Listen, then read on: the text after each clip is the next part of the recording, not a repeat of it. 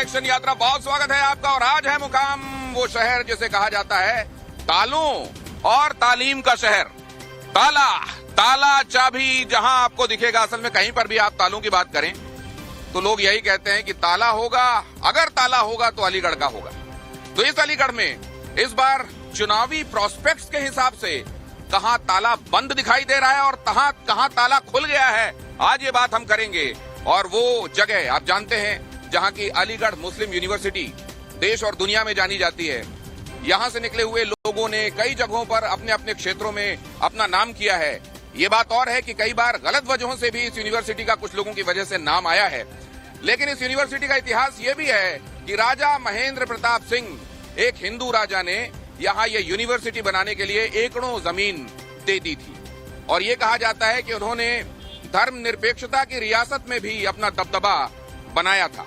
तो आज इस शहर में कैसा है चुनावी मिजाज, क्या कहती है यहाँ की जनता, उसके मुद्दे क्या हैं, मुद्दों में समाधान के हिसाब से वो नेतृत्व किधर देख रहे हैं, किधर बह रही है चुनावी बयार, यहाँ के नेताओं के साथ, जनता के साथ सीधा संवाद, यहाँ के वो तमाम रंग आपको देखने को मिलेंगे जो कहीं और नहीं। ग्रास रूट रिपोर्टिंग आज देखने को मिलेगी आपको। अशोक और अकबर का बागे कोहन है, अशोक और अकबर का कन्हैया का घर है, राम का अंजुमन है। आज जबकि श्री राम नवमी है तो देखिए अलीगढ़ किस तरीके से भगवान राम को, इस देश के आराध्य को, इन सब लोगों को जो देश के हैं, भारतवासी हैं, इनके पुरखों को अलीगढ़ किस तरीके से याद कर रहा है। देखिए ये कन्हैया का घर है, राम का अंजुमन है। ये देखिए जो कहा जाता है हुब्बुल बतनी यहाँ से कौमी यकजहती का, और हुब्बुल बतनी मतलब देश के लिए भक्ति का, देशभक्ति का, भगवान राम के लिए श्रद्धा का संदेश देती है अलीगढ़ की धरती। और अलीगढ़ में आज हम जानने के लिए मौजूद हैं कि यहाँ चुनावी बयार किस तरफ बह रही है। ऐसे में हमारे साथ गुलाम पेंटर साहब और उनके साथी इसको समझने में सुरों के जरिए मदद करेंगे। गौरव हमारे साथ लगातार मौजूद है इस पूरे सफर में। और ये है अलीगढ़ की प्यारी सी जनता जनार्दन जो अपने मसरूफ वक्त ये वक्त निकाल कर के लिए आप सबके साथ साझा करने के लिए यहाँ पहुंचे हैं, अपना अपना ओपिनियन आपके साथ बांटने के लिए पहुंचे हैं। अलीगढ़ में जोश कैसा है इस बार चुनावों को लेकर, आपकी तालियां बताएंगी कि इस बार जोश कैसा है इन चुनावों को लेकर, लोकतंत्र के इस महोत्सव को लेकर इस बार अलीगढ़ कितना उत्साहित है, ये तालियां बता रही हैं। और ये तालियां जब बज रही हैं तो देखिए वहां कुछ लोग इनके सामने अपनी बातें रखने वाले हैं जो अलग अलग पॉलिटिकल पार्टीज के रिप्रेजेंटेटिव्स हैं। और पेंटर साहब से मैं अब ये गुजारिश करूंगा कि थोड़ी देर के लिए मैं अपने मेहमानों को इंट्रोड्यूस करा दूं, आपके पास फिर आने वाला हूं। और यहाँ हमारे साथ जो खास मेहमान हैं उनका परिचय आपसे करा देता हूं। यहाँ राज्य में लेबर और एम्प्लॉयमेंट मिनिस्ट्री को जो देख रहे हैं और यहाँ लोगों के चहेते लीडर्स में से एक हैं, वो हमारे साथ मौजूद है डॉक्टर रघुराज। बहुत तालियों के साथ स्वागत कीजिए उनका। हमारे साथ अशोक पांडे जी भी जुड़ रहे हैं, पॉलिटिकल एनालिस्ट, यहाँ आप सबके सामने अपनी राय रखने के लिए। हमारे साथ गौरांग देव चौहान जुड़ रहे हैं जो कि कांग्रेस की तरफ से अपना नजरिया रखेंगे। जोरदार तालियां होना चाहिए सभी मेहमानों के लिए। और हमारे साथ हितेंद्र उपाध्याय जो कि इस बार अखाड़े में खुद भी कूदे हुए हैं, वो बहुजन समाज पार्टी की तरफ से, और कहा यह जा रहा है कि कभी भारतीय जनता पार्टी के साथ थे, टिकट नहीं मिलने की वजह से बसपा के साथ गए और बसपा से टिकट लेकर आ गए। हितेंद्र उपाध्याय बीएसपी का किस तरीके से यहाँ प्रोस्पेक्ट देख रहे हैं, उनको यहाँ प्यार से बंटी भैया के नाम से जाना जाता है। और बंटी भैया के लिए देखिए किस तरीके से नारे लग रहे हैं। हमारे साथ विनोद सविता जी मौजूद हैं, समाजवादी पार्टी की तरफ से अपना ओपिनियन रखने के लिए बहुत स्वागत करता हूं। एक बार फिर से जोरदार तालियां होना चाहिए इन सभी मेहमानों के लिए। और आइए आप जानते हैं कि अलीगढ़ में बयार इस बार किस तरफ की बह रही है। रघुराज, डॉक्टर रघुराज साहब, ये कहा जा रहा है कि मामला त्रिकोणीय है। मामला त्रिकोणीय है या जो जीतता आ रहा है वही जीतेगा? माइक आपके पास रहा होगा, लीजिए। देखिए दिनेश जी, सर्वप्रथम तो मैं स्वागत करता हूं। आज रामनवमी का अवसर है जो कि 500 वर्ष के बाद रामनवमी मनाई जा रही है। इसलिए अलीगढ़ जनपद के और उत्तर प्रदेश के और देश के समस्त वासियों को, विश्व के वासियों को रामनवमी की हार्दिक बधाई और वंदन और आपका सभी का अभिनंदन। और जीत आपने जो पूछा देखिए, जैसा आपने पूछा कि जीतने वाला ही जीतेगा, इसमें कहीं कोई शक नहीं है। 110% जीतने वाला ही जीतेगा। कौन है जीतने वाला? कमल का फूल। यहाँ पर कमल का फूल है। कमल का फूल और मोदी हमारे आइकॉन हैं, इसलिए देश में अब ब्यार चल रही है, तो 400 प्लस हमें जीतना है। 400 पार, 400 प्लस हम जीतेंगे, ये दावा एक बार फिर से किया जा रहा है। लेकिन कई लोग कह रहे हैं कि एंटी इनकम्बेंसी है। क्या एंटी इनकम्बेंसी है या आजकल प्रो इनकम्बेंसी वेव जो हम देखते हैं किए हुए कामों के आधार पर रिपीट हो रही गवर्नमेंट्स, वो होगा यहां पर? यहां के कैंडिडेट के हिसाब से क्या होगा? लेकिन उससे पहले देखिए जरा, आज जब इंडिया ये जो अलायंस बनाया गया है, इसने प्रेस कॉन्फ्रेंस की, तो क्या कहा इन्होंने? क्या कहा अखिलेश यादव ने, क्या कहा राहुल गांधी ने? इधर से 400 पार की बात कही जा रही है, तो उधर से कहा जा रहा है कि पहले 180 दिखाई दे रही थी, अब तो लगता है 150 पर सिमट जाएंगे। जरा ये देखिए, उसके बाद चर्चा आगे बढ़ाते हैं।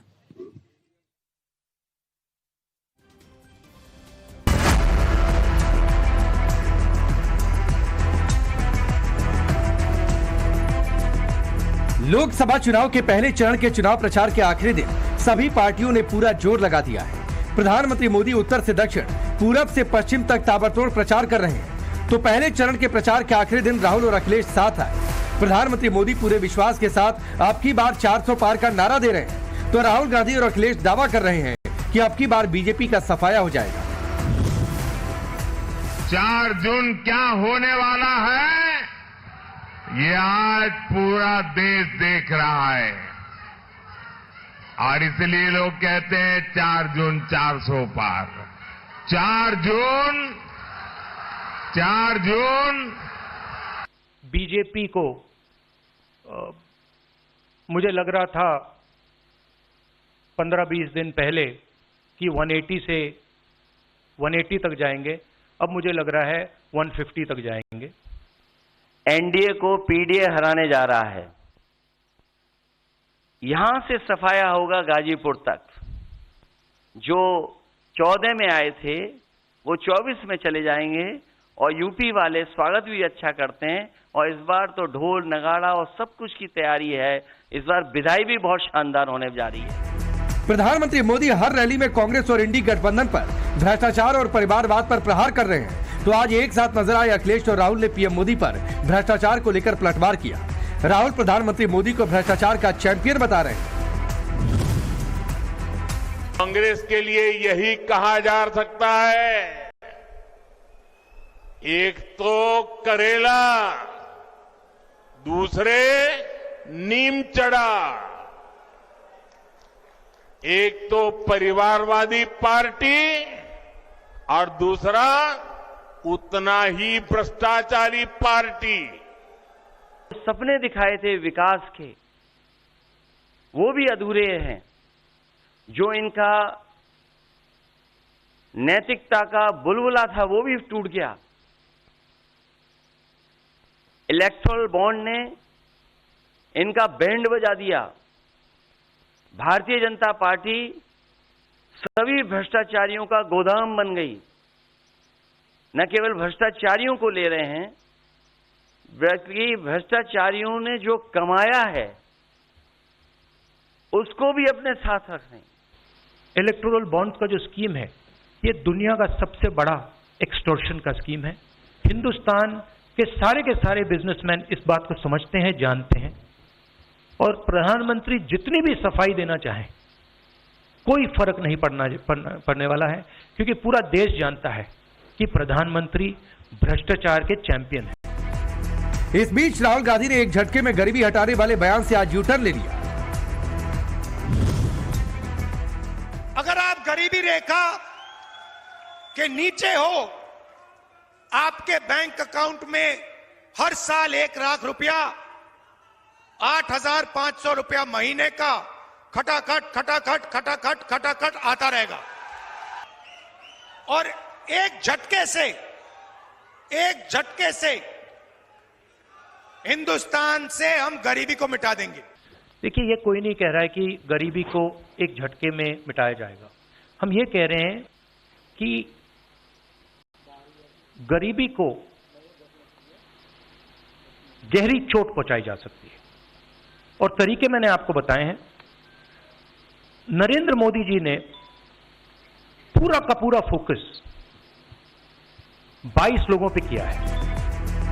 अब सवाल है कि कौन सी पार्टी देश को भ्रष्टाचार से बचा रही है और कौन भ्रष्टाचारियों को बचा रही है। वास्तव में कौन भ्रष्टाचारियों का चैंपियन है, फैसला जनता को करना है। सारे सवालों का जवाब जानेंगे अलीगढ़ की जनता से। टाइम्स नाउ और भारत की इलेक्शन यात्रा पहुंच चुकी है अलीगढ़। अलीगढ़ में बीजेपी हैट्रिक लगाने की तैयारी में है तो समाजवादी पार्टी और बीएसपी भी जीत का जोर लगा रही है।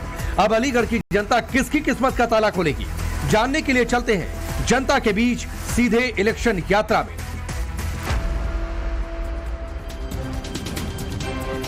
और जब ये रिपोर्ट आप यहां देख रहे थे तब भी यहां जबरदस्त नारे लग रहे हैं अपने अपने प्रत्याशियों के संदर्भ में। लेकिन एक बात मैं जानना चाहता हूं कि करेला नीम चढ़ा है कांग्रेस। देखिए, अलीगढ़ की जनता ने ये तय कर लिया है कि जात पात से ऊपर उठकर अब की वोटिंग होने जा रही है और गठबंधन का प्रत्याशी बहुत ज्यादा अंतरों से जीतने जा रहा है। आप देखिएगा परिणाम परिणाम परिणाम परिणाम जनता तय करती है और जनता यह निर्णय ले चुकी है कि गठबंधन प्रत्याशी की बहुत बड़ी जीत होने जा रही है। ये जनता के बारे में ये जो दावा है कि इनको जनता के मन का पता है और जनता फैसला ले चुकी है, बात सही है कि नहीं, मैं आपके पास आऊंगा। लेकिन उससे पहले ये जो कहा अभी राहुल गांधी ने कुछ दिनों पहले कहा था कि 8,500 आएंगे, खटाखट आएंगे, एक झटके में गरीबी दूर हो जाएगी। आज वो डिनाई कर रहे हैं एक झटके में नहीं दूर हो सकती। देखिए जो 10 साल के इस भाजपा की सरकार में जितना बड़ा गड्ढा जो 70 साल में देश की आजादी में नहीं हुआ ना, वो 10 साल में हो गया, उसे भरने में समय तो लगेगा। ये बहुत बड़ा गड्ढा बन गया। 70 साल में जो किया गया था उसमें गड्ढा बन गया, 10 साल का, इससे उभरने में टाइम लगेगा, ये कहा जा रहा है अशोक पांडे जी। देखिए 70 साल का गड्ढा भरने में थोड़ा सा टाइम लग रहा है। एक 5 साल जो आने वाले हैं, ये 5 साल मोदी जी के स्वर्णिम 5 साल होंगे और इस देश के विकास को एक नई धारा मिलेगी। ये तो कह रहे हैं जनता मन बना चुकी है, इनको जनता के मन का पता है। नहीं, जनता का मन तो आप ये देखिए, पहली बार ऐसा हो रहा है कि यहाँ दोनों पार्टियां जय श्री राम के नारे लगा रही हैं। हाथी वाले भी जय श्री राम के, वंदे मातरम के नारे लगा रहे हैं। इससे ज्यादा अच्छे दिन और क्या चाहिए आपको? ये बात बताइए कि अगर दोनों जय श्री राम के नारे लगा रहे हैं और इसको वोट के हिसाब से देखा जाएगा तो वोट बट तो नहीं जाएंगे। कहीं वोट नहीं बट रहा, वोट मोदी के साथ है, देश मोदी के साथ है, पूरा देश मोदी के साथ है। तो अगर देश मोदी के साथ है विनोद सविता जी, तो ये विनोद सविता जी अगर देश मोदी के साथ है तो ये दावा कैसे किया जा रहा है कि एनडीए को पीडीए हरा देगा?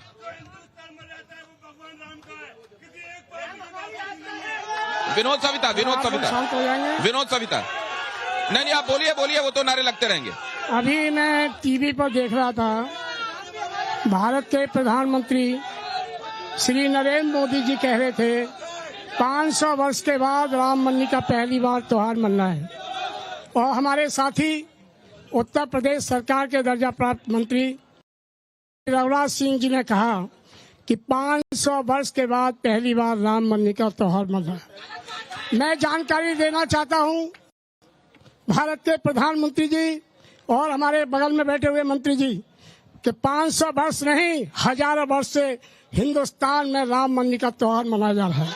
या तो प्रधानमंत्री का ज्ञान कम है या श्री रघुराज सिंह जी का ज्ञान कम है, उन्हें जानकारी नहीं है कि रामनवमी का त्योहार हजारों वर्ष से हिंदुस्तान में मनाया जाता है। आज एक बात और कही गई, प्रोफेसर राम गोपाल यादव ने एक बात कही, मैं आपको बता दूं, यहाँ तो रामनवमी हमेशा से मनाई जाती रही है, राम मंदिर हमेशा से रहे हैं, तो इस बार की रामनवमी खास है या हमेशा की तरह है, ये मैं आप लोगों के बीच आऊंगा और जानूंगा। लेकिन उससे पहले हितेंद्र उपाध्याय, आप तो भारतीय जनता पार्टी के साथ थे, ये निपटा कैसे? हितेंद्र उपाध्याय, आपसे सवाल है, प्लीज जल्दी से अपनी बात कहिए। आप बीजेपी के साथ थे, ये नीला दुपट्टा कैसे? देखिए, मैं सदैव प्रत्येक अपने अलीगढ़ वासी के साथ था, आज भी हूं और आगे भी रहूंगा। तो बीजेपी के साथ थे कि नहीं थे? मैं कभी भाजपा के साथ नहीं रहा। ये लोगों का इल्जाम है मेरे ऊपर, किसी का करीबी होना किसी पार्टी के साथ जाने के बराबर नहीं होता है। स्वयं उन लोगों ने कहा, कुछ लोगों ने स्वयं बयान दिए कि वो व्यक्ति भारतीय जनता पार्टी का सदस्य भी नहीं रहा है। मैंने कबूल किया, मुझे तो हर इल्जाम कबूल है, तुम जितना लगाओगे मैं उतना ही मैं एक बात ये जानना चाहता हूं, साफ सुथरा निकलूंगा। बहुत सारे लोग ये कह रहे हैं कि भारतीय जनता पार्टी के वोट डिवाइड करने के लिए आप खड़े हो गए हैं, क्या ये बात सही है? अगर देखिए, जिन लोगों का ज्ञान कम है उनके बारे में मुझे कोई टिप्पणी नहीं करनी। मुझे अगर भारतीय जनता पार्टी का वोट डिवाइड करना होता, दो काम कैसे हो सकते हैं? एक तो मैं भारतीय जनता पार्टी का हूं और दूसरा मैं भारतीय जनता पार्टी का वोट डिवाइड कर रहा हूं, तो कहां लोगों को डिसाइड करना पड़ेगा ना कि मैं क्या हूं। नहीं थे। नहीं भैया, या तो अगर भारतीय जनता पार्टी का था तो मैं उसका वोट डिवाइड करने क्यों आऊंगा? हाँ, तो वहां से टिकट नहीं मिला इसलिए इधर आ गए आप। भाई साहब, कोई व्यक्ति ये दावा कर दे कि मैं भारतीय जनता पार्टी से टिकट मांग रहा था तो मैं अपना गुनाह कबूल कर लूंगा। अच्छा, तो ये डॉक्टर रघुराज, यहाँ पर बसपा आपकी मदद करेगी या आपके लिए बड़ा चैलेंज है ये? देखिए, हमें किस हाँ, बोलिए, आवाज आ रही है आपकी।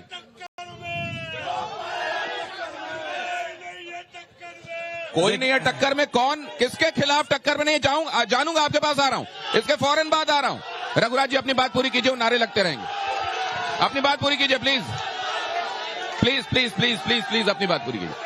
देखिए, ऐसे सुनाई नहीं देगा। नहीं, कोई बात नहीं, आप कहिए, टेलीविजन पे जा रही है आपकी आवाज। मैं ये कहना चाहता हूं कि भारतीय जनता पार्टी सुन लो एक मिनट से, अरे एक मिनट सुन लो। हाँ, बोलिए। देखिए, भारतीय जनता पार्टी 400 पार जाएगी। विश्व में नाम रोशन किया है, विश्व में नाम रोशन किया है।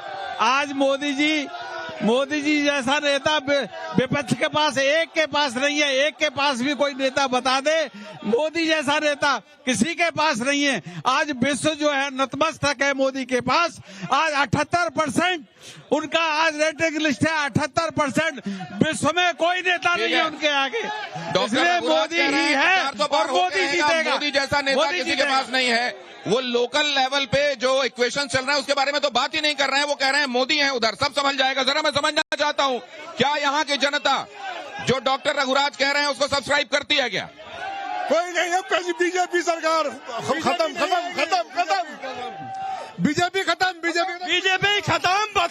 बीजेपी खत्म। देखिए, बीजेपी वो नफरत का पेड़ है, इसका उखड़ना बहुत जरूरी है। बीजेपी इंडिया गठबंधन बीजेपी नहीं आ रही। इंडिया गठबंधन, इस बार गठबंधन की सरकार, इस बार ये नावेद साहब है यहाँ, ये कांग्रेस के प्रेसिडेंट। मैं आऊंगा आपके पास।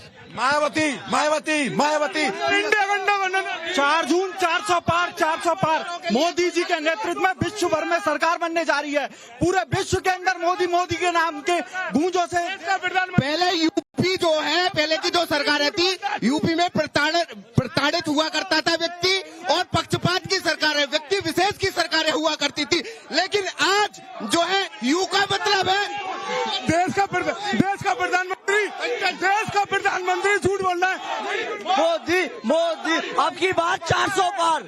मोदी साहब एक अगर सुपरस्टार अमिताभ बच्चन, सारी फिल्में हिट नहीं होती अगर मोदी का चेहरा लगा के गलत आदमी को यहाँ सांसद का टिकट दिया जाएगा। भारी बहुमत से विरोध। बीजेपी हटाओ, देश बचाओ, तीसरी बार सत्ता में ना आ रहे।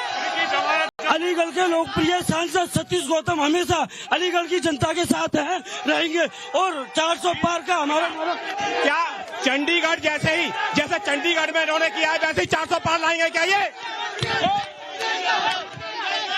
कांग्रेस एक बात बताना चाहता हूँ, यहाँ जितने बीजेपी के लोग हैं ना, इनमें आधे कह रहे हैं कि भैया आपकी बार सतीश गौतम को ये एक बात कही जा रही है, इसका जवाब मैं जरूर लेना चाहूंगा आपसे अशोक पांडे जी। एक बात ये कही गई कि अगर गलत आदमी को टिकट दिया जाएगा तो केवल प्रधानमंत्री नरेंद्र मोदी के नाम पर हर फिल्म हिट नहीं कराई जा सकती। जवाब आप? नहीं, मैं इनसे इस बात से बिल्कुल सहमत हूँ। गलत व्यक्ति नहीं जीतना चाहिए। जो व्यक्ति सनातन की बात करे, ये धर्म युद्ध है और इस धर्म युद्ध में जो धर्म के साथ खड़ा है उसे जीतना चाहिए, और वो है नरेंद्र मोदी। नरेंद्र मोदी इस देश के प्रधानमंत्री बनेंगे पुनः, और सनातन का युग है, राम मंदिर बना है और बहुत सारे ऐसे काम हो रहे हैं जो हमारी पीढ़ी देख रही है। तो निश्चित रूप से नरेंद्र मोदी की सरकार बनेगी, इसमें कोई दो राय नहीं है। ये बात मैं जरा हितेंद्र जी आपसे भी जानना चाहूंगा।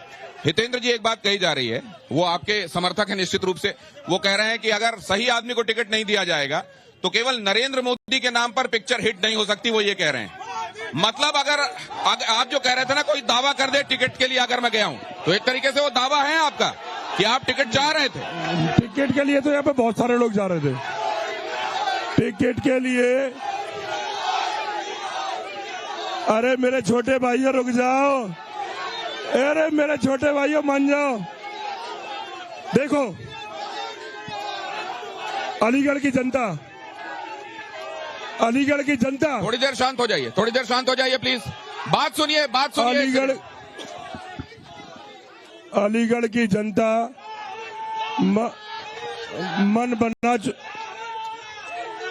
अलीगढ़ की जनता मन बना चुकी है और हमने नारा दिया अलीगढ़ मांगे बदलाव।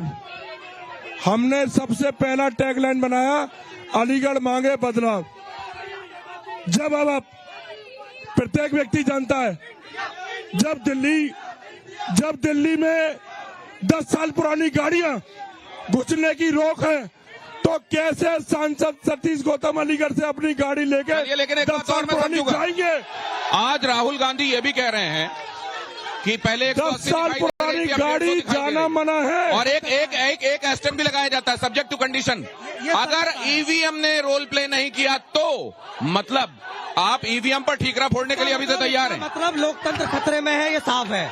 अगर उन्होंने क्वेश्चन मार्क लगाए नहीं, आपने ये भी देखा कि सुप्रीम कोर्ट इसको लेकर लोग गए और सुप्रीम कोर्ट ने क्या कहा, ये भी देख लिया आपने। ये सत्यता है कि अगर ये बात है तो ईवीएम पर कहीं ना कहीं सवालिया निशान उठता है, क्योंकि लोकतंत्र खतरे में है। जहाँ पर डंडा सीबीआई है, जहाँ पर डंडा ईडी है, वहाँ पर हम कैसे कहते कि लोकतंत्र स्वतंत्र है। और ये सत्यता है कि कोई भी पार्टी ना रोजगार पर बात करती, ना बात करती किसानों पर, ना बात करती विकास पर, वो बात करती है हिंदू मुस्लिम पर, वो बात करती है कि हमने ये कर दिया वो कर दिया। मैं आपसे फिर कह रहा हूँ, दोहरा रहा हूँ, इतिहास रचने जा रहा है। केंद्र में सरकार गठबंधन की बनने जा रही है और राहुल जी के नेतृत्व में और अखिलेश जी के नेतृत्व में लेकिन एक बात केंद्र में सरकार डॉक्टर रघुराज आपसे जानना चाहता हूँ, कांग्रेस ने आरोप ये लगाया जाना नहीं, एक सेकंड, खतरे में है। कांग्रेस ने हमेशा कहा लोकतंत्र खतरे में है। 2019 में भी ये कह रहे थे मोदी अमित शाह आएंगे तो चुनाव नहीं होगा, चुनाव हो रहा है, कुल खतरे में है। अगर तानाशाही होती तो जेल में रह के मुख्यमंत्री सरकार नहीं चला रहा होता। अगर तानाशाही होती तो हम मंदिर के लिए कोर्ट का इंतजार नहीं कर रहे होते।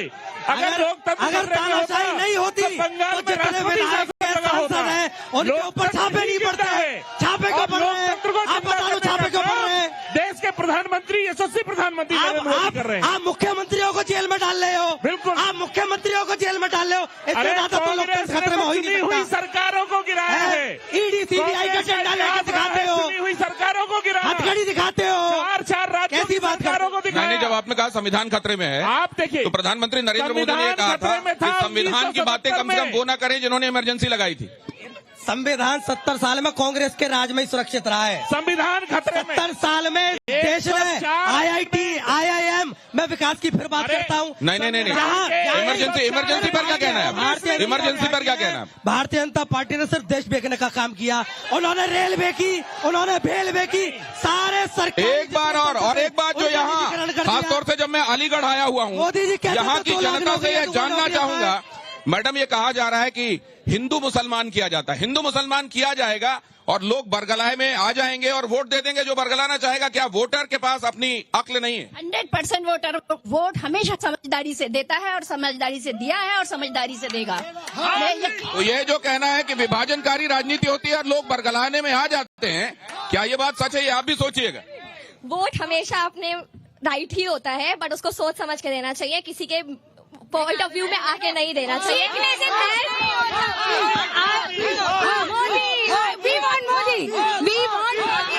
क्यों वाई उन्होंने किया वो कोई नहीं कर सकता, जो उन्होंने किया वो कोई नहीं कर सकता। जैसे आपके जीवन में क्या फर्क पड़ा है? आप क्यों ये समझ रही हैं कि वो राइट कैंडिडेट वो हैं जो बीजेपी से खड़े?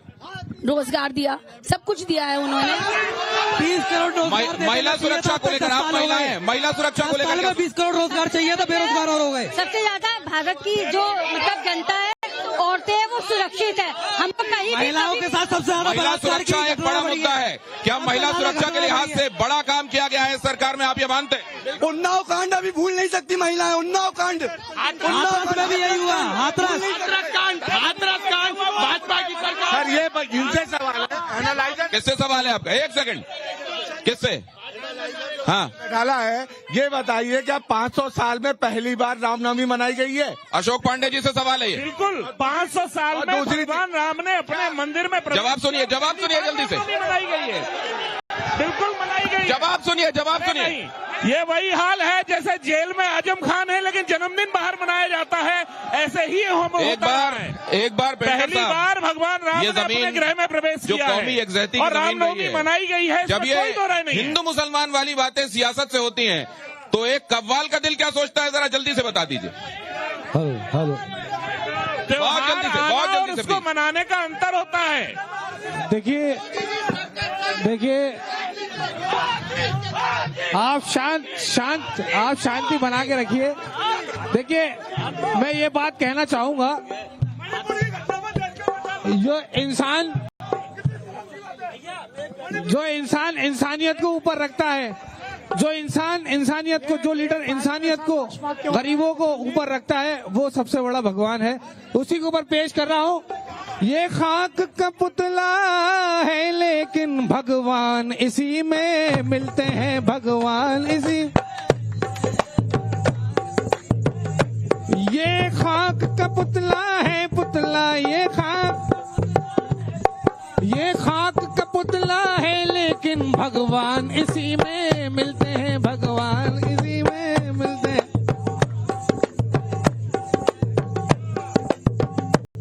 भगवान इसी में मिलते हैं तो पाथर काहे पूजत, जब पाथर पूजे हर मिले तो मैं पूजूं पहाड़। पाथर काहे पूजत गवारा, पाथर पूजे हर मिले मैं पूजूं पहाड़। घर की चाकी नाही पूजे और पीस खाए संसार, तो पाथर पूजत काहे गवारा, तुरे मन में ठाकुर द्वारा। रे पगले भगवान इसी में मिलते हैं, भगवान। तो ये बात ये कही जा रही है कि कस्तूरी कुंडल बसे मृग ढूंढे वनमाई। लेकिन एक बात बहुत जल्दी से आपसे भी समझना चाहता हूँ, हर तरह की बात आपने यहाँ से सुनी है, आपके दिमाग में क्या आ रहा है बहुत जल्दी से बताइए। सर देखिए, कोई जाने या ना जाने मगर ये तो पब्लिक है, ये सब जानती है पब्लिक है। अजी अंदर क्या है बाहर क्या है, अंदर क्या है बाहर क्या है, ये सब कुछ पहचानती है, ये पब्लिक है। ये पब्लिक सब जानती है, कुछ पब्लिक रह गई, कुछ नए लोगों को मौका दीजिए प्लीज, नए लोगों को सामने आने दीजिए। भैया मैं एक व्यापारी हूँ और एक व्यापारी जब व्यापार के लिए मोदी जी ने और अलीगढ़ के लोकप्रिय सांसद जी ने काम किया, मैं कांग्रेस से पूछना चाहता हूँ ये क्या करेंगे इनका। आप क्या करेंगे गौरांग देव? ये बड़े सौभाग्य की बात है कि 10 साल के सरकार में ये 10 साल से पूछ हमसे रहे हैं। धन्यवाद। मतलब इनका काम केवल ये रह गया देश को लूटना। 70 साल में केवल कांग्रेस 70 साल का जवाब देने आपका विजन पूछ रहे हैं, वो कह रहे हैं 5 न्याय 25 गारंटी दी तो है। काय की गारंटी दी इनने? उसी चीज की लिया जो मोदी जी देश को लूटने के करोड़ नौकरियां हर साल जो अब तक। मेरा माननीय मंत्री जी से एक सवाल है। माननीय मंत्री जी कह रहे हैं कि अब की बार 400 पार, क्या चंडीगढ़ वाला रास्ता अपनाएंगे 400 पार के लिए? रघुराज जी इसका जवाब ले लीजिए, एक सेकंड। रघुराज जी देखिए, यथार्थ को समझना चाहिए और स्वीकार करना चाहिए। मैं एक मिनट सुन लो। देखिए, आदरणीय मोदी जी इस देश के नहीं विश्व के आइकॉन हैं और मैं आपको बताना चाहता हूं विश्व के आइकॉन है। कमल खिलेगा खिलेगा खिलेगा, कमल खिलेगा, कमल खिलेगा खिलेगा खिलेगा। सवाल पूछना चाहता हूं, कमल को कोई रोक नहीं पाएगा। मैं एक चीज महत्वपूर्ण सवाल पूरे देश का जो है वो पूछना चाहता हूं। 1 करोड़ सरकारी शिक्षक कर्मचारी विधायक सांसद 5-8 पेंशन ले रहे हैं, जितनी बार जीते हैं, हमारी पुरानी पेंशन क्यों नहीं? मैं केवल आपसे ये कहना चाहता हूँ, भारतीय जनता पार्टी पर केवल एक चेहरा है मोदी, और भारतीय जनता पार्टी को भी एहसास हो चुका है कि वो अलीगढ़ की सीट निश्चित रूप से भ्रष्टाचार में व्याप्त अलीगढ़ के सांसद सतीश गौतम जीतेंगे। भैया रजपाल भैया से सवाल है। रजपाल भैया से अपने दिल पे हाथ रखे प्रभु श्री राम की कसम। 4 तारीख को ये कहेंगे ईवीएम बेवफा हो गई है। मणिपुर की घटना, जिस देश में डायमंड के ऊपर 3% टैक्स लिया जाता हो और शिक्षा की सामग्री पर 18% टैक्स लिया जाता हो, ऐसी सरकार। एक शेर कहूंगा कि चरागों के सफर में दबदबा हो आंधियों का, तो फिर अंजाम जुल्मत के सिवा कुछ भी नहीं है। ये दुनिया नफरतों की आखिरी स्टेज पर है, इलाज इसका मोहब्बत के सिवा कुछ भी नहीं है, और मोहब्बत राहुल गांधी बांट रहा है। मोदी जी जा रहे हैं, मोदी जी जा रहे हैं, गठबंधन की सरकार आ रही है। देखिए आएंगे तो राहुल गांधी बस। राहुल ये जो बात कही गई है, ये हाँ बोलिए। हाथी चढ़ गया ऊपर को। ये मुकाबला जब ये इस तरीके की बातें आप सुनते हैं तो क्या आपको लगता है कि मुकाबला ट्रायंगुलर है? देखिए कोई हमारा मुकाबला किसी से नहीं है। 110% भारी बहुमत से जीतेंगे। अलीगढ़ की सीट 5 लाख से पार होगी, 5 लाख से पार होके जाएगी, ये मैं गारंटी दे रहा हूँ। आपको लगता है ये कोई नहीं है टक्कर में, या है ट्रायंगुलर है? मोदी जी 400 प्लस से जीत रहे हैं और मोदी जी इस देश के प्रधानमंत्री बनेंगे। मुकाबला कैसा देखते हैं आप, एक तरफा या ट्रायंगुलर? मुकाबला एक तरफा है। जब मैंने कह दिया विकास पर चुनाव हो रहा है, अलीगढ़ में साथा चीनी मिल का मुद्दा है, यहाँ पर रिंग रोड का मुद्दा है। में जो हितेंद्र खड़े हुए हैं वो क्या विकास की बात नहीं करेंगे? हितेंद्र भाई साहब के बारे में तो भाजपा ही बता पाएगी, ये तो हम भी नहीं बता पाएंगे। क्यों नहीं, आप क्यों नहीं बता पाएंगे? है भाई, हम भी नहीं बता पाएंगे। भाजपा बसपा के बारे में बता पाएगी, हम नहीं बता पाएंगे। हम विकास के बारे में बात करेंगे, हम रोजगार के बारे में बात करेंगे, हम व्यापारियों के बारे में बात करेंगे, हम सिर्फ देश की तरक्की के बारे में बात करेंगे। मुकाबला एक तरफा है कि ट्रायंगुलर है? एक तरफा मुकाबला है। देखिए बहुत शालीनता से सुन ले जरा, बहुत शालीनता से बात करूंगा। मैं बहुत हल्ला गुल्ला करने वाला व्यक्ति नहीं हूँ। मैं बहुत ही एक आम लोग कर दे रहे हैं, आपको जरूरत भी नहीं। आम ही व्यक्ति हूँ। बहुत साधारण तरीके से एक सवाल पूछता हूँ कि 10 साल से अलीगढ़ को स्मार्ट सिटी बनाया जा रहा है, 10 साल से, और उसका स्मार्ट सिटी का नमूना सिर्फ और सिर्फ अलीगढ़ स्टेशन से लेकर और हमारी जो ठंडी सड़क है टीएम साहब वाली, उसके अलावा क्या अलीगढ़ में विकास नहीं होगा? केवल परसों 10 मिनट की बारिश में पूरा शहर जलमग्न हुआ। 70 साल से जो सरकारें, हमारी सरकार बहुजन की सरकार कभी केंद्र में नहीं रही, उसके बावजूद क्या 70 साल में इस अलीगढ़ की एक मूलभूत समस्या जल भराव, हम उसको दूर नहीं कर? मैं एक बात और आपसे भाई साहब से पूछेंगे, इससे पहले जब स्मार्ट सिटी डिक्लेयर हुआ, भाजपा की सरकार थी और मेयर बसपा का था। बसपा के मेयर के राज में तो आप कह रहे हैं ना बसपा ने किया ना, 2,000 करोड़ का घोटाला स्मार्ट सिटी के नाम पे हुआ। मेयर बसपा के थे, भाजपा की सरकार थी, मिलके लूटा, मिलके। तो अब आप ये फैसला कीजिएगा कि मुकाबला एक तरफा है या ट्रायंगुलर है। मैं आप लोगों पर छोड़ता हूं, क्योंकि यहाँ पब्लिक ओपिनियन भी आपने देखा और मन से कही हुई बातें भी आपने सुनी। और अगला मुकाम हमारा क्या होने वाला है? भगवान कृष्ण की जन्मभूमि आपको ले चलेंगे। आप देखेंगे वहां से इलेक्शन यात्रा अब जाएगी मथुरा। लेकिन अभी देखिए ग्रीन लैम्प, कुछ मेरा कुछ तुम्हारा। उससे पहले सभी मेहमानों का और यहाँ आई हुई प्यारी जनता का बहुत धन्यवाद। कवाल साहब कुछ हो जाए चलते चलते, पेंटर साहब कुछ हो जाए चलते चलते, बहुत जल्दी से, टाइम नहीं है बिल्कुल। ये खाक का पुतला है लेकिन भगवान इसी में मिलते हैं, भगवान इसी में मिलते हैं। क्षत्रियों वाली कोई नाराजगी नहीं है, और जो कुछ लोग कह रहे हैं वो विरोधी भी हैं, और जो कुछ नाराजगी थी थोड़ी बहुत लोगों की वो दूर हो चुकी है। कई क्षत्रिय सभा हो चुकी है, कई मीटिंगों में मैं भी गया हूं, और महाराज जी का भी आदेश है कि हमें 80 में 80 सीट जीतनी है पूरी बीजेपी से। अलीगढ़ में कॉरिडोर बना है, स्मार्ट सिटी बना है, महेंद्र प्रताप यूनिवर्सिटी बनी है, और बहुत सारे काम हुए हैं। सबसे बड़ी बात यह है कि यहाँ जो बाबा का शासन है वो भय मुक्त है। उसी की वजह से बीजेपी दोबारा रिटर्न करेगी, और माननीय सांसद सतीश गौतम अलीगढ़ से तीसरी बार सांसद बनेंगे। बिल्कुल गलत फहमी है। अभी भैया ने अपने आप ही एक्सेप्ट किया कि नाराजगी लोगों में है, उसे हम दूर कर रहे हैं। जब आदमी की नाराजगी हो जाती है तो वो कभी दूर नहीं होती। सबसे पहले मोदी जी ने नाराजगी आता अच्छे दिन, तो अच्छे दिन अब आने वाले हैं, क्योंकि मोदी जी अब जाने वाले हैं।